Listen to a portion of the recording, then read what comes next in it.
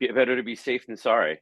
Exactly. And there are, with respect to environmental issues, like environmental issues with the nanoparticles getting out there in mass could be more problematic too. Again, there just were a lot of unknowns and not a lot of evidence or data that indicated safety. And I always will err on the side of safety, just because there's no reason not to. And, it's like with the SPF values that we get in our sunscreens, which we have tested at an independent lab that doesn't have any agency conflict with giving us a higher number.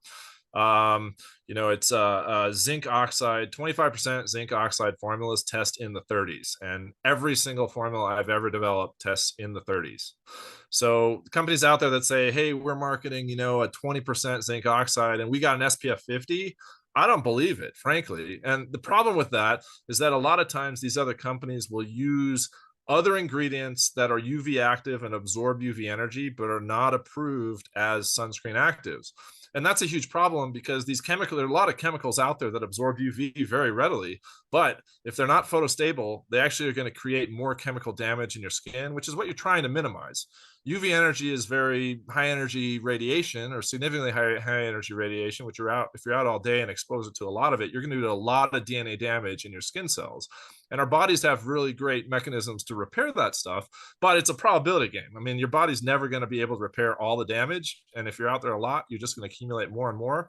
And when you get enough hits in a given cell, in enough, genes involved in controlling proper growth, that's when cancer happens. So cancer is really a probability game, and people have different genetic proclivities towards it. But generally, it's a matter of minimizing. You want to minimize damage, and if you've got a lot more free radical damage happening, that's a bad thing.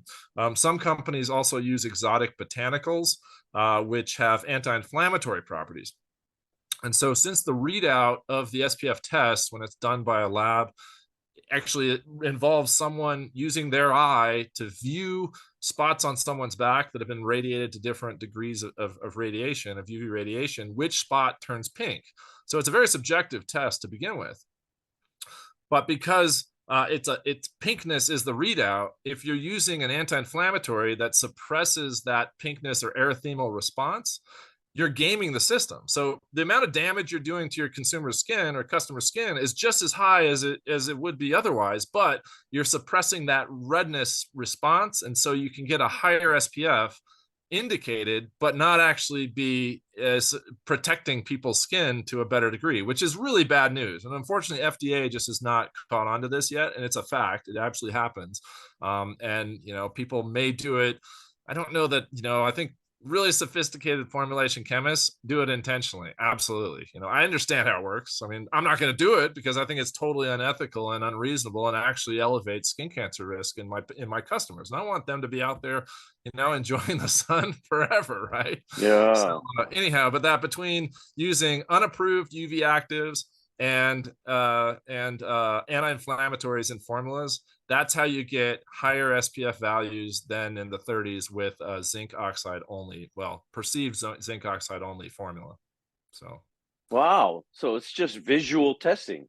It is. It's just visual testing. It's really kind of unfortunate. That blows You can my imagine mind. too, like if you're a giant company, a multinational company, you're going to have your testing organization in your own company.